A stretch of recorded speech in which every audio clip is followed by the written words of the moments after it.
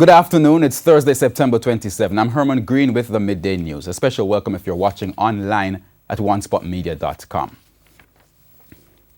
2 soldiers have been shot and injured in the state of emergency in St. James. The incident reportedly occurred this morning in Richmond Hill in the parish. Their conditions are not yet known. The incident was confirmed by Civil Military Cooperation Officer and Media Officer at the Jamaica Defense Force, Major Basil Jarrett. And TVJ News will have more information on this developing story in subsequent newscasts. 2 men were yesterday killed in separate attacks in Mount George near Yallas in St. Thomas.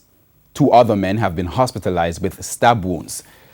One of the deceased has been identified as 24-year-old Jerval Walker. Mr. Walker's alleged attacker is believed to have been killed by residents of Mount George.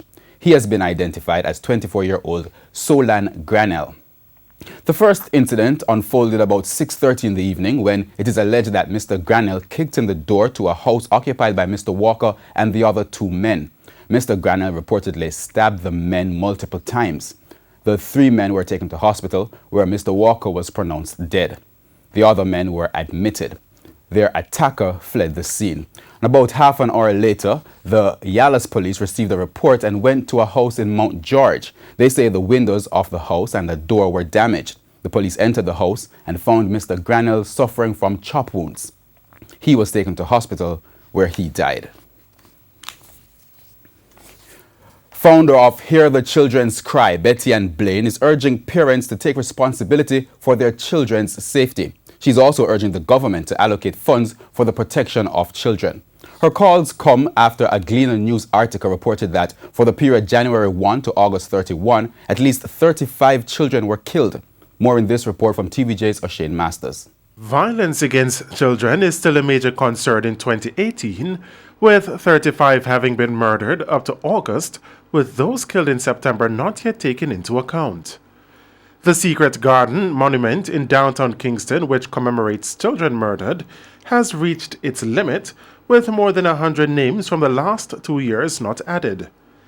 Founder of Hear the Children's Cry, Betty Ann Blaine, is reminding parents that their actions also affect their children. These kids, a lot of them are not the direct targets, and this is why we're saying to the parents listening, listen, be careful who you keep friend with, be careful how you live your life, be careful who you associate with. Your actions. These criminals are not differentiating, when they're coming for you, they're going to take out the child. If the child is in the house, if the child is in the room, we see it all the time. So this is a warning to parents. If you don't want your children killed that way, be careful how you live your life. She added that often the children killed are not the target, but are collateral damage.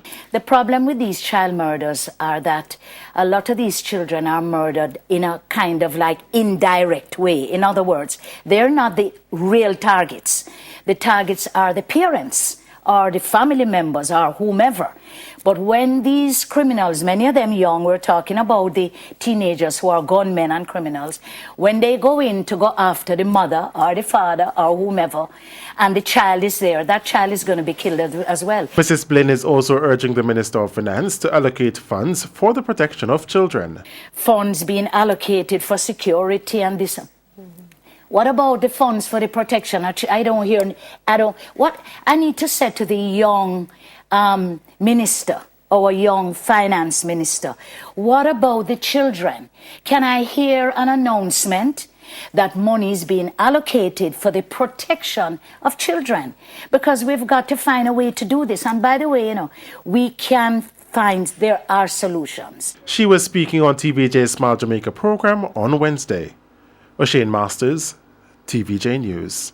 In the meantime, Ms. Blaine says the government needs to enforce stricter measures for child killers. She says that too many cases involving a child being killed remain unsolved.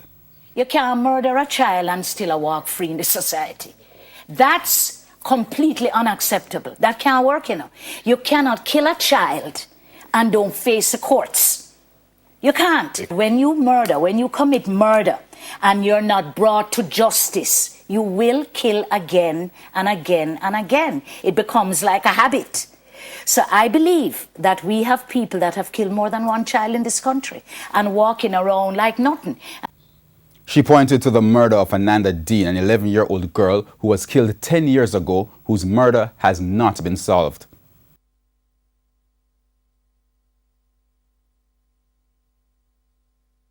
Ms. Blaine is again urging persons to report criminals. State Minister in the Education Ministry, Floyd Greene, is calling for greater focus on the implementation of legislations and policies. The call came as he pointed to the low number of early childhood institutions which have been certified by the Early Childhood Commission, the ECC.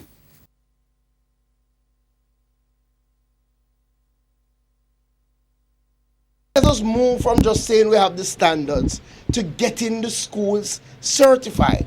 That we can say the schools have met this standard. Quite frankly, maybe because how we went about it, some schools believed that they would never meet the standards, that it couldn't be reached. So when we started, we had absolutely no school that was certified to our 12 standards.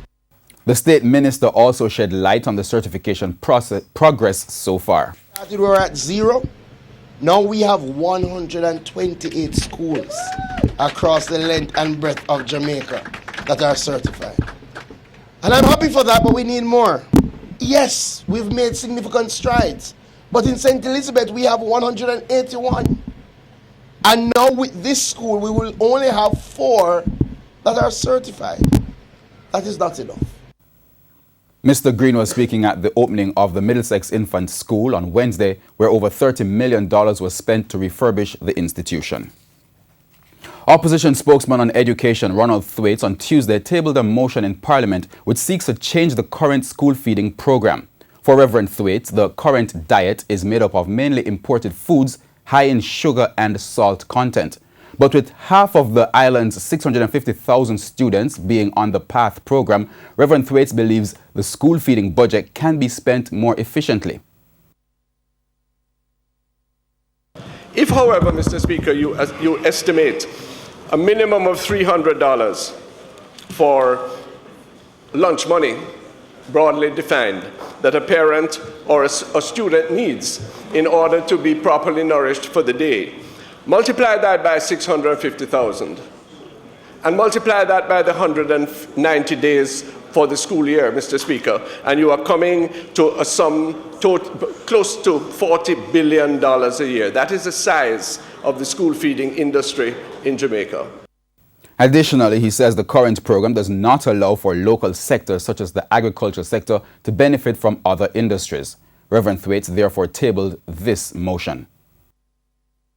And whereas the traditional Jamaican agricultural products are nutritious and, if used, increase returns to local farmers, be it resolved that this Honourable House debate and determine a policy for increased use of local produce in the school feeding programme. Minister without portfolio in the Agriculture Ministry, J.C. Hutchinson, says he supports the motion. Mr. Hutchinson announced that a school garden program managed by the 4-H Club is to be set up at some schools to support their breakfast programs. Additionally, he says more lands are to be allocated to farmers to boost local food production. The Jamaica Teachers Association, JTA, is expected to meet with the Education Ministry next week to discuss the findings of the National Pilot Performance Task exams administered in June. TVJ's Shamela Mitchell reports. The Education Ministry said the reports from the Primary Exit Profile PEP exam showed that development of critical thinking skills is an area that requires focused attention and continued support. JTA President Dr. Garth Anderson says the JTA is not surprised by the findings from the mock exam. We have a number of lessons that we need to learn from it and use those, what we are getting from it to refine the examination moving forward. So we are open to work with the Ministry of Education to take those lessons and to take all the information we can get from the mock results refine the examination moving forward.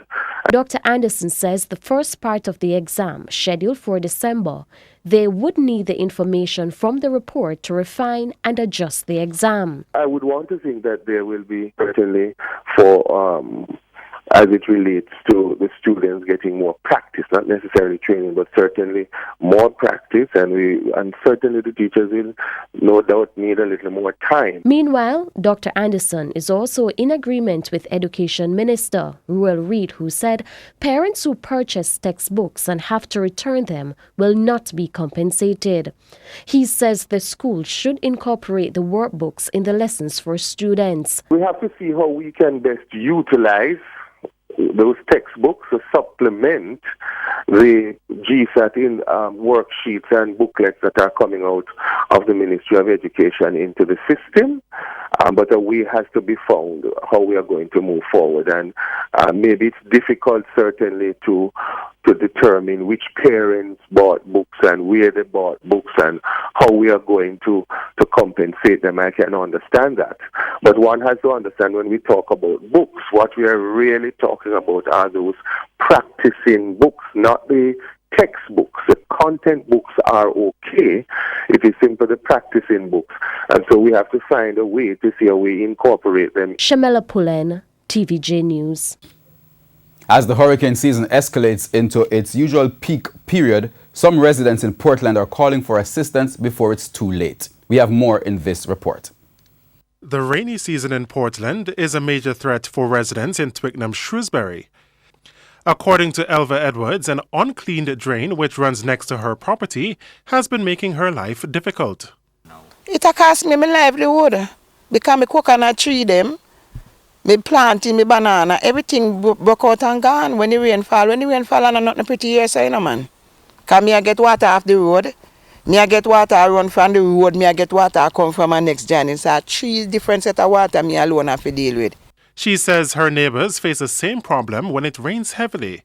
Ms. Edwards says she has been seeking assistance from the Portland Municipal Corporation since last year. She says discussions were held with the mayor before the hurricane season.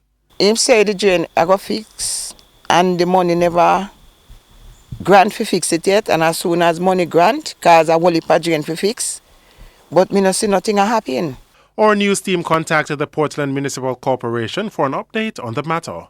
However, a suitable time for an interview has not been decided on as yet. Ms. Edwards says, considering what is at stake, she wants immediate action. I want to fix the drain now before the bad weather come in. Because anytime now Portland are going the weather, you know, we know that this is September. Then say a sunny month, but we know say from the next month step in, we are going to get terrible weather again. I mean, I ask them, I tell them, say them to do it too. Because we supposed to, at time now for Jamaica people stand up for them, right? And make the government and they know, so they are not the masters. They are not the masters. They are there for we. They are our servant. And we give them too much head over when at a time this thing for stop in Jamaica. Yes, it need to stop. Everything we have government. We are the government. And we not get nothing. We just put in and we not take out. We need some help. O'Shane Masters, TVJ News. The Maypen Hospital in Clarendon will be accepting only emergency cases effective Friday, September 28 at 4 p.m. Normal operations will resume on Monday, October 1 at 8 a.m. This is to facilitate the installation of a new ducting system and other renovation works. The management team of the hospital is encouraging persons to utilize other health facilities in Clarendon. In a release sent this morning, the hospital's management apologized for the inconvenience that may arise. In sports, 1-5 favorite Dante easily captured the Kenneth Mattis OD Memorial Trophy, an overnight allowance contest for 3-year-olds and up, going over 10 furlongs at Caymanas Park on Wednesday. Dante was one of 2 winners for jockey Linton Stedman. Dante was the class of the field, and the other 6 runners, well, they didn't put up much of a challenge in a race that really had nothing much to write home about. Legend and Dante race near us, to us. Wartime on the far side. Francia's Pride is close up, Tarantino in between them. Bruce Wayne stalks them back and forth. Biblical Legend races on the rail. Supertronics running freely on the outside, and Dante just at the back. They're about to come into the lane. Dante has assumed the lead in the Kenneth Mattis. At the quarter pole, Dante. Here is Supertronics throwing down a strong challenge on the outside. Francia's Pride, can she rally? Bruce Wayne is further back with Wartime and Biblical Legend. Forget Tarantino, but it's a 3-horse race as Dante arrives at the furlong pole with the lead. Francia's Pride finding a second win on the rail. Supertronics looks to be fading. Bruce Wayne asked to come on, but it is Dante and Linton Stedman in the Kenneth Mattis O.D. Memorial Trophy. They'll win by 3 or more over Francia's Pride, then Bruce Wayne and Supertronic. We kind of find pacing at the race a while ago very comfortable even when him beside the leader. So I have a pretty easy race and I just can't time for the whole of the way and ask him for an appeal and him do just that. However, trainer Anthony Nunes was less than pleased with a moderate 2 minutes 11 and 1/5 of a second Dante returned. I agree, but when Linton asked him at the top of the straight, he went on a little bit. He has some improving to do if he's going to compete in the top level. Racing continues on Saturday with the Cash But Only One For Me trophy, the first in a series of 3 races for 2-year-olds. Reporting from Caymanas Park for TVJ Sports, I am Denise Walters. And that's the Midday News. I'm Herman Greene. Join us at 7 for the Primetime News Package. On behalf of the news, sports and production teams, good afternoon.